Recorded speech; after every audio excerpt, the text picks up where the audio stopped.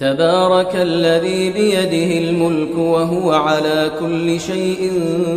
قدير الذي خلق الموت والحياة ليبلوكم أيكم أحسن عملا وهو العزيز الغفور الذي خلق 7 سماوات طباقا ما ترى في خلق الرحمن من تفاوت فارجع البصر هل ترى من